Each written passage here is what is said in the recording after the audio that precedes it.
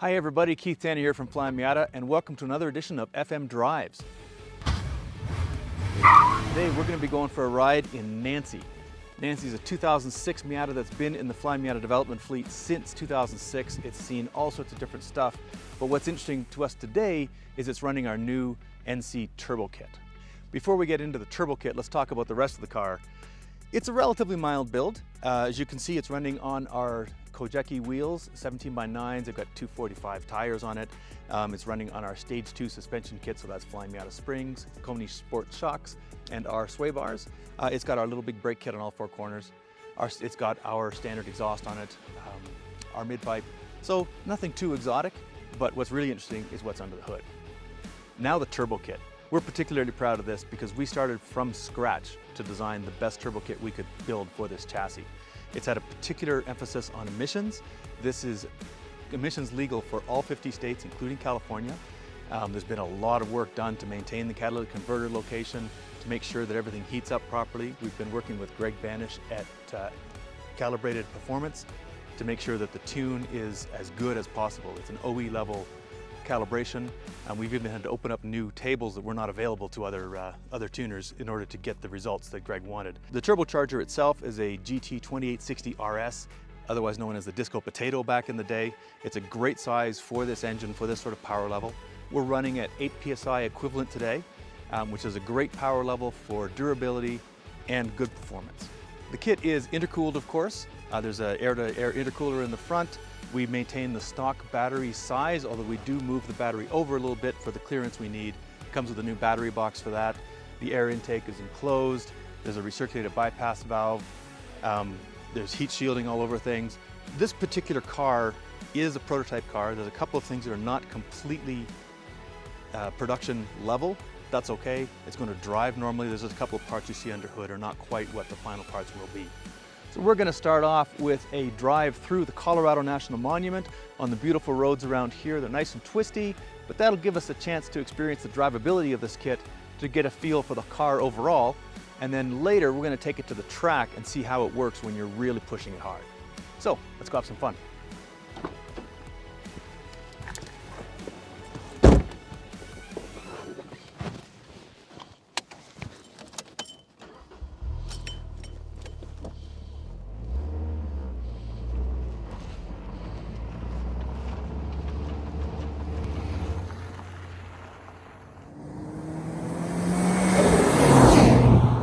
So here we are on the Colorado National Monument. It's a great piece of road that's just outside Grand Junction that's full of hairpins and full of the red rocks of western Colorado.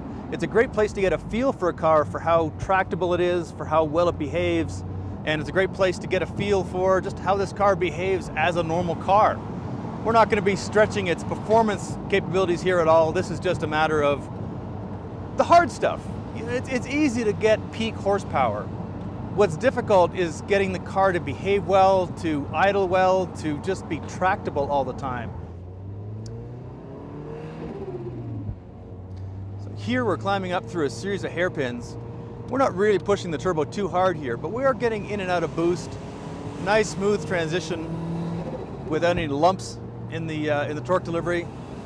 That helps the car sort of disappear into the background when you're driving a road like this. You can just cruise up it, you can surf up the road without having to deal with weird behavior. And that's what we're looking for in a car like this. It's something nice and smooth that disappears in the background but still delivers the power when you need it.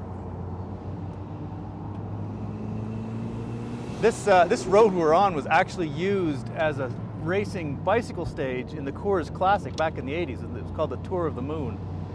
And it's actually in the movie Breaking Away with Kevin Costner. There's some great footage of this road covered in bicycle races. A little bit of Grand Junction trivia for you there.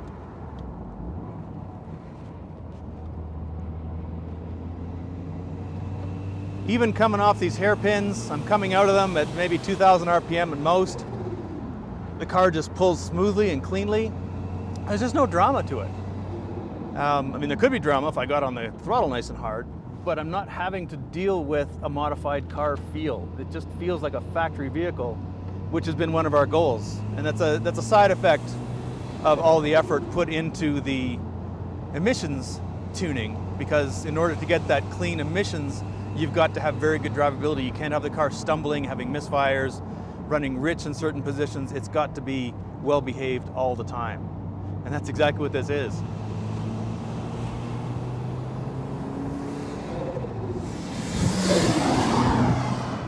So we're coming down the monument here, coming down through a series of hairpins.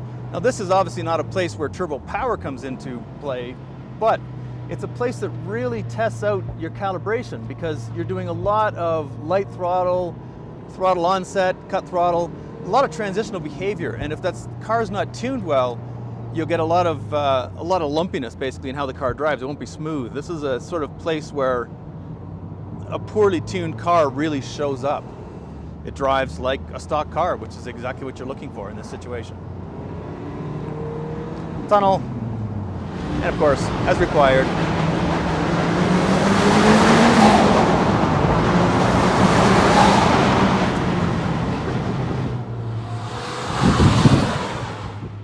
now you can't tell from watching this, but it's hot here today. It's 100 degrees of a high today. And so we're not just sort of testing out the turbocharger, we're also showing off all the attention to detail put into heat management. We spent a lot of time analyzing the cooling flows in the engine, in the MZR engine, including the application that Ford used when they did the EcoBoost, which is actually a closely related engine to this one. We actually built a special adapter to go into a water port on the side of the block that's not usually used. It's usually capped off. But it's the same one that's used for the EcoBoosts to help cool the turbos to get everything under control. So we know that we have proper coolant flow to make sure that this car is not going to overheat, whether it's driving around in 100-degree temperatures, climbing hills, or whether it's running around the racetrack.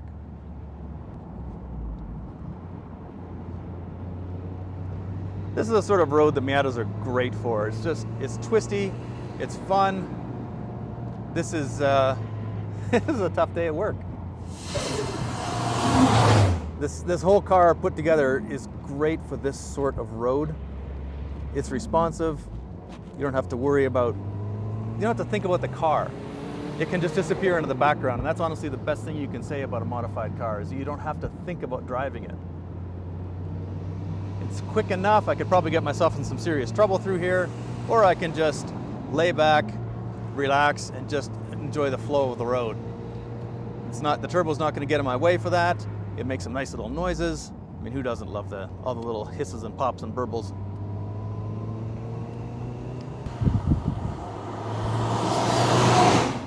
So in terms of supporting modifications, what else do you need to install this turbo kit? The factory clutch is borderline for this sort of power level. It may hold, it may not hold. It will depend on the health of your clutch. It will depend on driving style, depend on how you use it. So that's something you will consider. You may have to replace the clutch. The radiator, we have one of our radiators in this car because we live in a very tough area for cooling cars. It's high altitude, it's dry, which is good for people, bad for cars. It's hot, so we have our radiator in here. For regular street use, it will likely not be required, but that is what the other supporting modification. For exhaust, basically less restriction you have, the better. However, we are running just at this boosted power level, we're just running one of our standard 2.5-inch exhausts, nothing exotic, so it works pretty nicely. Pretty much any performance exhaust would work at this power level. There's no need to replace fuel pumps. There's no need to change anything in the fuel system. We do include new injectors with the kit, but they run at stock pressure, so no supporting modifications required there. So this is a great car to just drive around on this road, just surf around on it and just enjoy the flow, but it doesn't really give you a full idea of the performance potential of this car. We can't do that on public roads. So let's head over to the track and see what it'll do there. All right, now we've had a chance to see how this car works on the open road, what it's like on a nice twisty road, but it's time to see how it really performs. So that's why we've stopped by Grand Junction Motor Speedway to really run this thing through its paces. This is a kart track. It's a relatively small track. It rewards handling over horsepower, but we're still going to see, even on this small, tight track, what effect the turbo can have. To make things really interesting today, we've brought along a stock engined NC as well. It's got good suspension on it, so does this car, so it'll be a good comparison of just what difference the power plant makes to the lap times and the behavior of the two cars. So we brought along This car, a stopwatch, and our pet racing driver. Let's see how they compare. All right, here we go. Let's see how the stock engine NC takes the track. 3, 2, 1, go!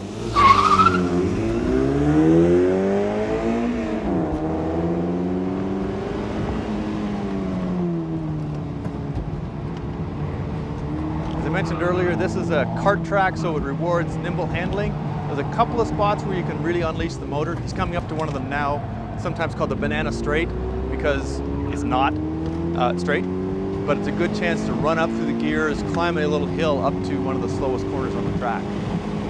So this is a chance to really exercise the engine here.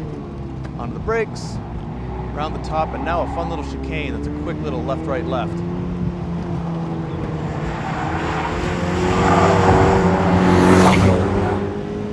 This corner here, the sweeper, is a really good place to balance the car on the throttle. If you've got the horsepower to do it, you can work the car around. If you don't have the horsepower, you're kind of limited in your options.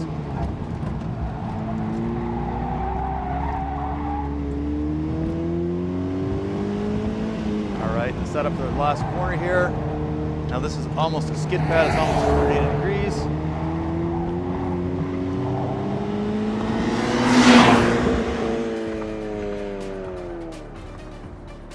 And there we go. That is 1 minute, 14 seconds.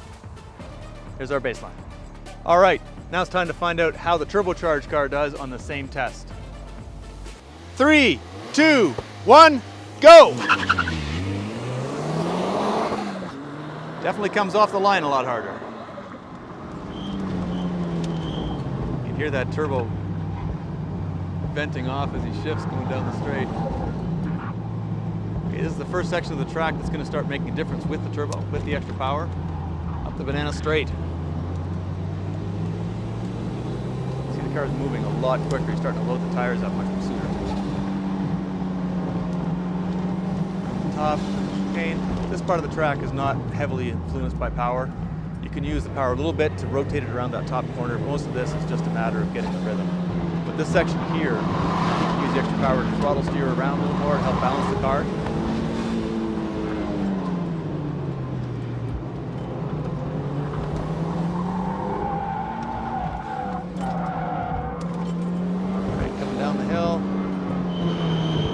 Another place where the power will help on this track. Balancing it at this corner, coming off the exit well. There you go, 108.4, so that's about 5.5 seconds quicker. Not bad. Okay, so we've seen that this car with the turbocharger is significantly faster than the stock one. Not really a big surprise, but still, 6 seconds a lap. That's almost 10% of the total lap time. That's actually pretty significant on this track, especially one that doesn't have a lot of power requirements. So that's good to see. But what is it actually like to drive? What does it feel like to drive? Let's jump into the car, take it for a few laps and find out.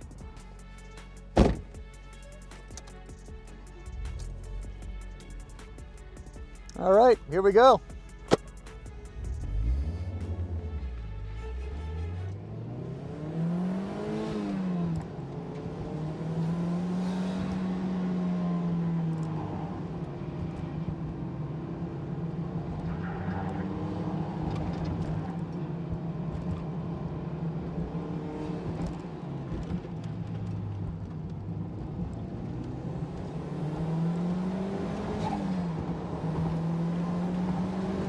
First thing you notice in this car and this track is that all of a sudden it's under geared. We're running out of gears much sooner than we ever did in the naturally aspirated car. To really optimize this car for this track, you'd actually want a different final drive ratio. But it opens up some interesting possibilities. It means that you can actually leave it a gear higher because it's got so much torque and not have to work as hard, not have to deal as much with shifting. I'm going to do that here. Just going to leave it in third gear. It's definitely a little bit quick, a little bit slower. It's not coming off the corners quite as hard, but I'm not having to think as much, and it's still got the flexibility to let me do this. I'll do a couple of laps in this more relaxed setting and not have to think about shifting gears, just think about my line, think about my braking points, we'll do a few laps with the more aggressive setting, using the lower gears more, accepting that we're shifting more and having to work harder. But it's a very responsive setup. When you're running in the higher gears, the slightly lazier setup, the throttle response is almost turned down a little bit, which makes it easier to balance. If you're not as familiar with the car, if you're not as familiar with the track, it makes it easier to balance the car because things aren't happening as quickly and as hard. When we go in the more aggressive setup, when we start dropping into lower gears, the car is on more of a razor edge. It's the throttle response is sharper. It's better for throttle steering on corners if you're doing that, but you've got to be familiar with what you're working with first. All right, we'll do a couple in the second gear in the more aggressive setup. Hang on, Travis. Whee!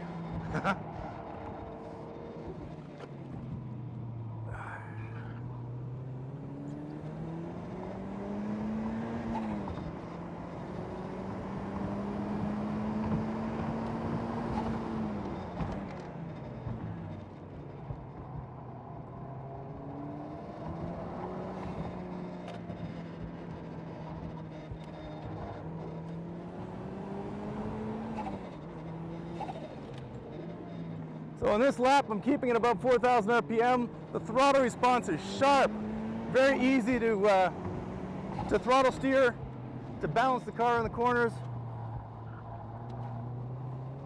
It's not quite as forgiving, of course. That's the nature of running in the lower gear. But it's making a much sharper tool. I can adjust my line on this last corner really nicely. But the downside is I've got to shift earlier than I expect to because it's coming out of the corner so much quicker.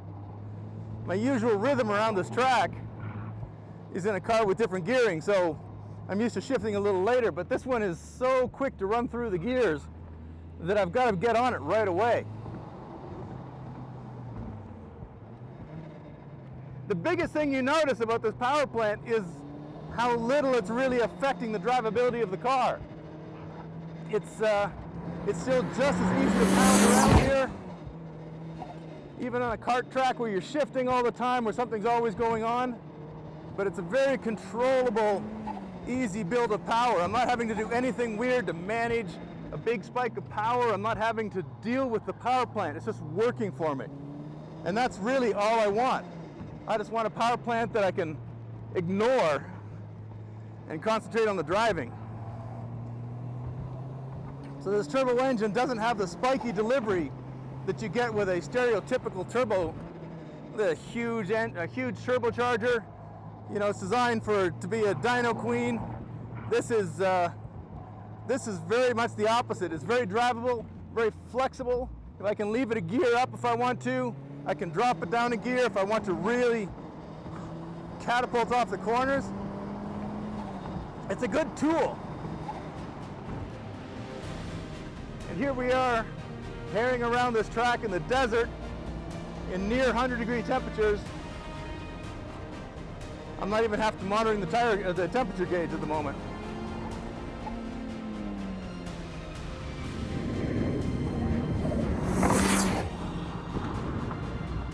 Well, that was fun.